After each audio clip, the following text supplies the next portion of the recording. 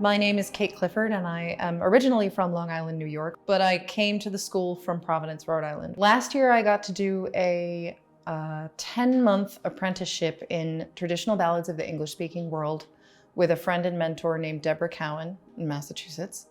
And I am a folk singer, and the traditional singing community is a large part of my social world as well. And I have always loved stories of different kinds. And so I naturally found myself gravitated towards ballads.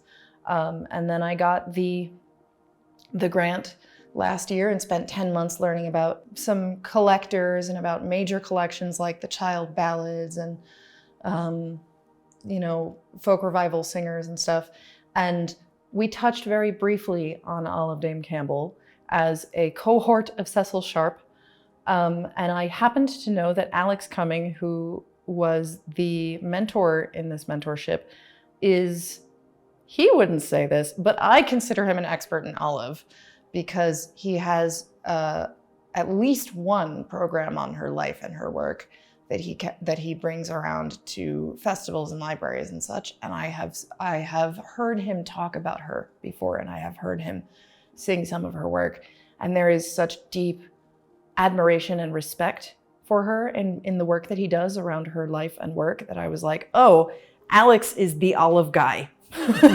And so when I found out that he was doing this, I was really excited, especially because it's 2 weeks.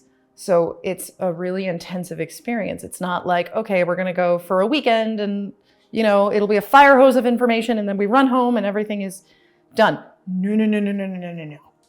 It's 2 whole weeks, which I loved. And Alex was, in my view, the perfect person to do this particular mentorship. Plus, I have family in North Carolina that I'd never gotten to see on their home turf.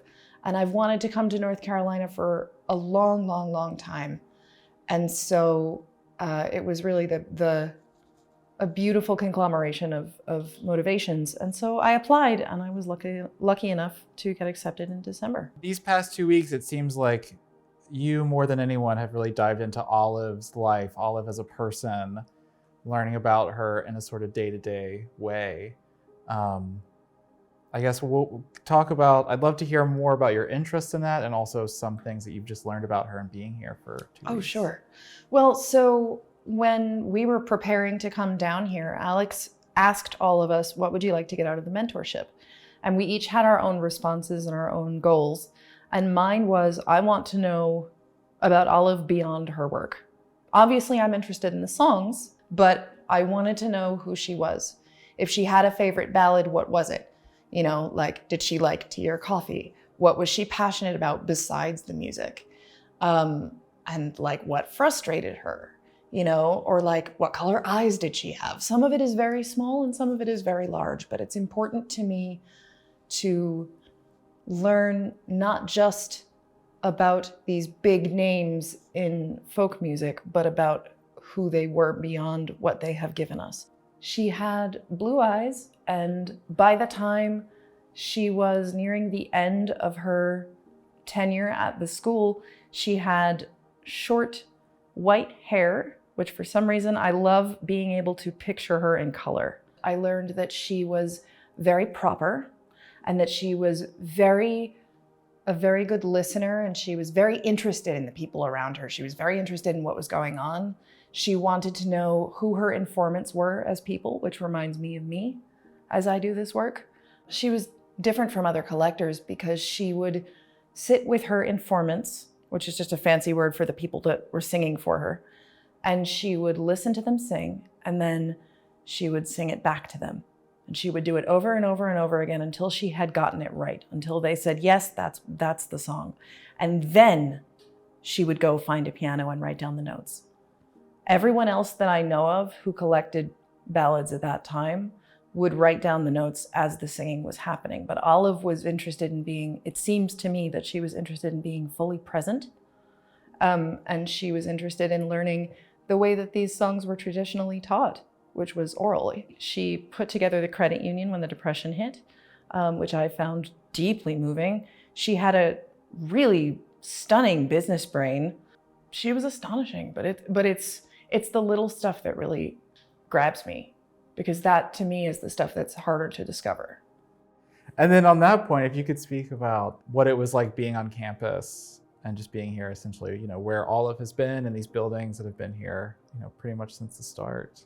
It was a really powerful experience. It is a really powerful experience to, you know, read Ellie Wilson's book about her year living in Farmhouse and Keith House.